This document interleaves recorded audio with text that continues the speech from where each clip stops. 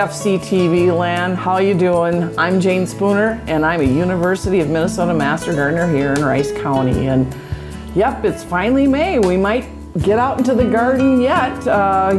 We had a lot of April showers and some cold weather, but I'm hopeful that, we're on the upward side of temperature and getting out into the garden.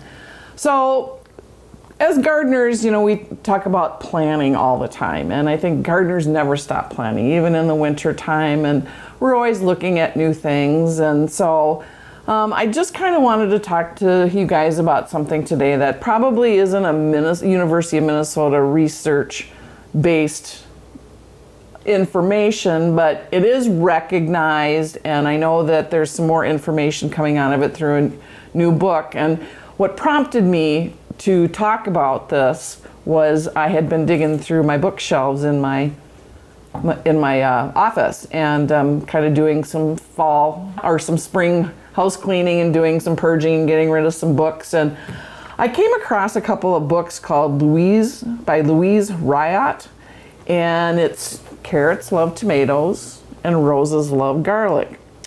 No, it's not Hallmark movies for gardeners or whatever.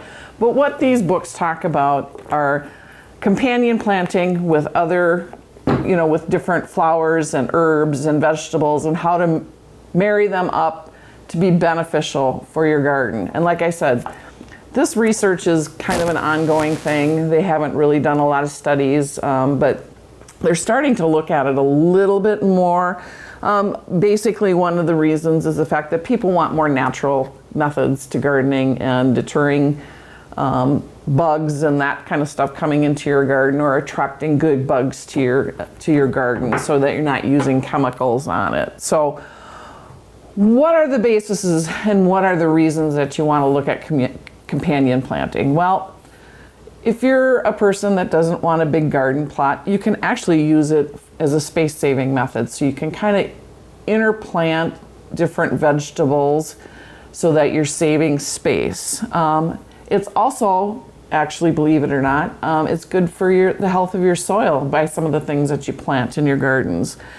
And it also creates some mutual support amongst your flowers and vegetables and herbs in your garden. We'll kind of talk a little bit more about that, because that wording in itself can be a little confusing.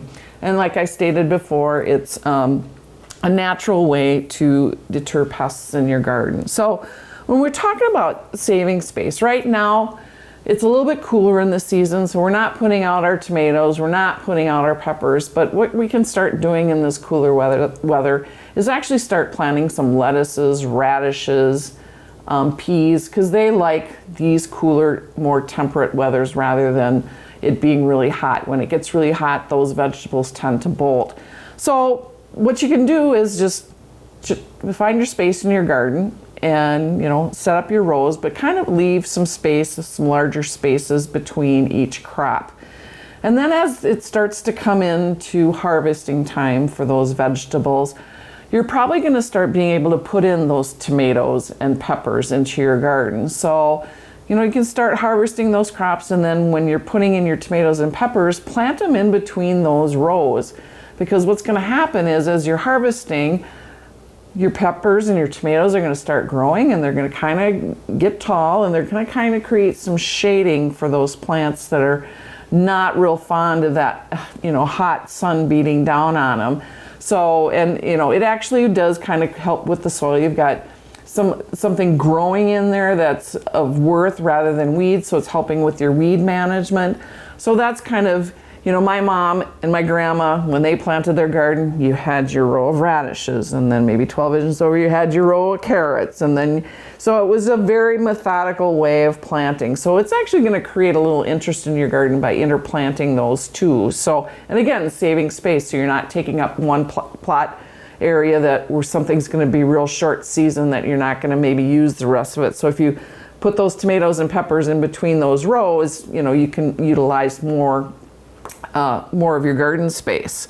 And then for your soil health, this helps with, let's say you've got kind of a clay soil and you need to break that up, and there's ways to do that. But When you're putting in especially root crops such as carrots, radishes, that have long root systems or tubers, or, you know, what happens is that's going to go down in that soil and it's going to break it up. So it's going to make your soil more manageable and, you know, better able to plant.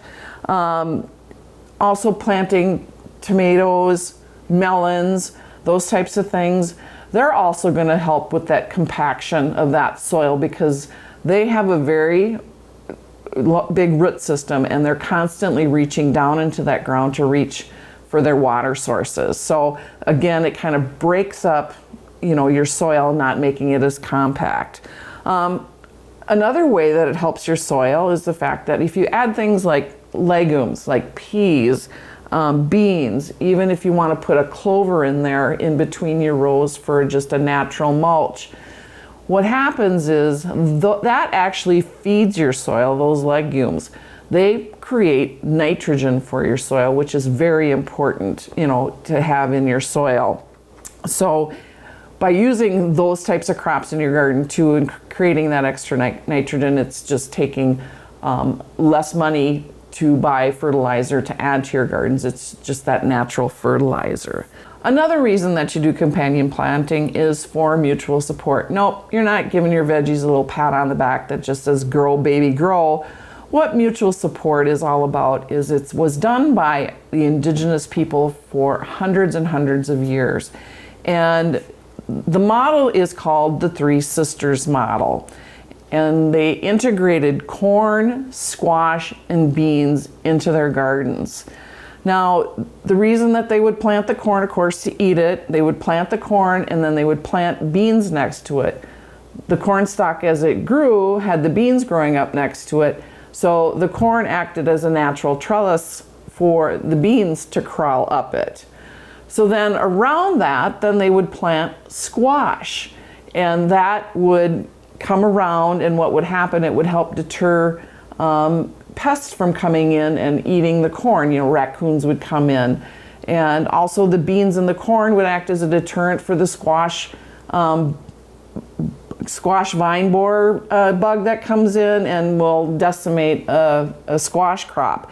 So they all worked in unison together to kind of protect that crop and get the best yield possible for themselves. It also is good for insect management, companion planting. There's these three primary ways: smells, attracting predators or parasitoids, say that one 3 times in a row fast, or to be visually distracting. And I'm going to liken the smell part of it to, again, my mother, the way she used to garden. She would always put all the way around, she would ring her garden with marigolds, thinking that that would deter the rabbits from coming in and munching everything. So that was an early form of companion planting for her that I grew up with.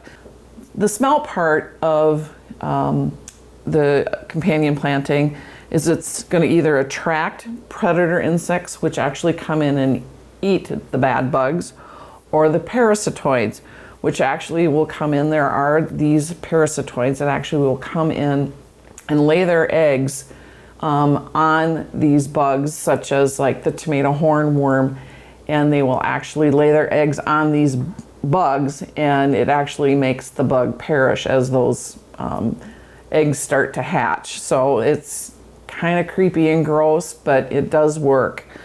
So that's another way of having that smell. It's bringing those in. And also it can be visually distracting for the bad bugs to come in, because when you have all the different smells coming from all the different plants in there, you know, the different leaf textures along with that they can become really confused, because bugs that are looking for a specific host to go in and eat, they know what it looks like, but by creating different heights and different smells and different leaf textures, it does confuse their little radar systems, and so they're going to go away. So not only did I find this information, some of this information in these 2 books, which you can go to the library and check out. I know it's there, or you can download it onto your electronic reading device, because I know they have it that way too. But I just kind of went on the Google machine and did some looking around, and you can find some charts just as this that will kind of give you, you know, how to match up your plants and flowers and herbs. And I found this really nice one on the Farmer's Almanac website, which I thought was really neat. And I thought, well, I'm going to give you some examples here to go on. So I found this, probably the top 10 vegetables that you probably would put in your garden, and it's a companion planting guide here. So we're going to talk about the friends and the foes. So, you know, my number one thing I put in my garden every year is tomatoes. So tomatoes, their friends are basil, asparagus, carrot, celery, onion, the onion family, lettuce, parsley, and spinach. You know, of course, tomato and basil is just natural to make sauces or caprese salad, but supposedly it will produce a greater yield, and it repels flies and mosquitoes. So if you're looking for a natural mosquito repellent, put some pots of basil around on your patio to kind of repel mosquitoes. And then marigolds are another good companion plant around your tomatoes as well. So foes of your tomatoes are cabbage, beets, peas, fennel, dill, rosemary, corn, and potatoes. Corn and tomatoes both suffer from corn earworm, so you really want to keep those two separate because they're just going to end up, one's going to give it to the other, so it's just best to stay away from it. And they can also be affected by the same blight on them. Peppers. You got to have peppers for your garden. Got to have your fajitas. So we always put in some good peppers, and if you want some spicy peppers, you know, to make your homemade pepper jams and everything. So their friends are basil, onions, spinach, and tomatoes. So by putting basil, it's going to help again repel aphids and spider mites and mosquitoes. And it supposedly again helps improve the flavor of your pepper. And the foes, beans.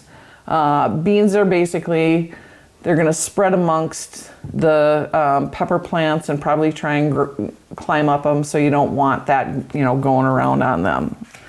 Green beans, not my favorite vegetable, but I know a lot of people like them. Their friends are corn, marigolds, nasturtiums, rosemary, summer savory, which is an herb.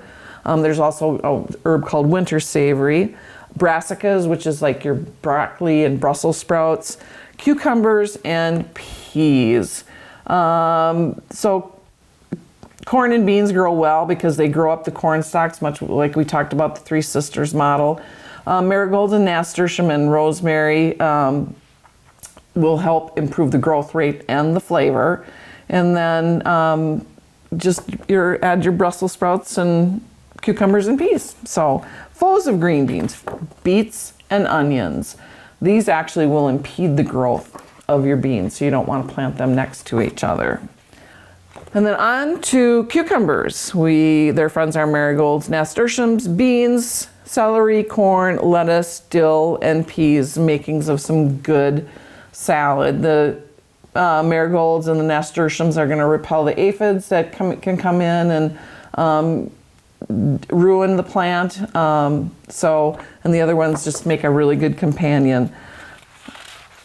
Foes of the cucumber, really the only one that I found out there were aromatic herbs such as sage, and what happens if you plant that next to it, it's going to stunt the growth of your cucumbers, so you don't want to do that.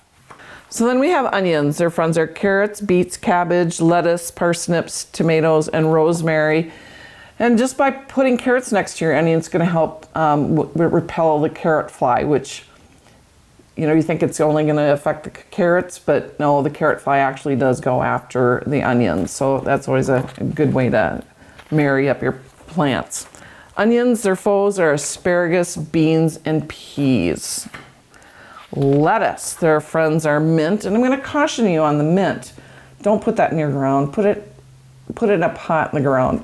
Put it in a pot by the garden where you're putting your lettuce, because mint is very, very invasive, and once you plant it, it's really hard to get rid of it. So you want to make sure you do that. Even chives can be kind of invasive, so put those in a pot and set it into the garden, and that'll help it. Garlic, beans, peas, broccoli, carrots, and corn. So those are some of the companions there. And lettuce's foe is parsley, mostly because parsley tends to get really bushy, and it will overcrowd your lettuce out of there, because lettuce does get kind of big and bushy, so you want to just make sure it has enough room to grow. Summer squash and zucchini, their friends are corn, beans, peas, radishes, dill, and marigolds. Again, we've got the corn stalks, we've got the Three Sisters method, a place for them to grow up on, and along the beans and the peas, creating the nitrogen for your soil. Their foes are potatoes, because both plants are prone to blight. Carrots, their friends are tomatoes, rosemary, sage, and chives. So those will give them a good boost. Their foes are coriander, which is also cilantro, dill, and parsnips. I don't know of anybody that ever plants parsnips, but that's in there. So coriander and dill produce a compound that actually harms the carrots, so you don't want to plant them next to each other. And radishes. Friends are cucumbers, onions, beets, cabbage, kale, lettuce, spinach, and squash. And radishes' foes are hyssop, and that's not a common herb that we find a lot of around. People will put hyssop like in their butterfly gardens or their pollinator gardens. But that's not commonly found, so you shouldn't have to worry about that. Corn, green beans, cucumbers, peas, pumpkin, melons, and zucchini. Again, that corn, the green beans, the Three Sisters method, it's all there, plus the nitrogen coming from the beans. And their foes for corn are tomatoes, because both of those are attacked by corn earworms. So you want to make sure you plant those far apart. So there you have it. Some friends and foes for your garden to make it a little bit more fun. It creates some visual interest. I know people are starting to incorporate different vegetables even within their flower gardens, so there is some benefit there to do a little research on what flowers kind of match up with what vegetables, and just again, it's a space-saving method for your gardens as well. If you don't want to dig up a plot or put in a raised bed, or you don't want to have big containers to deal with.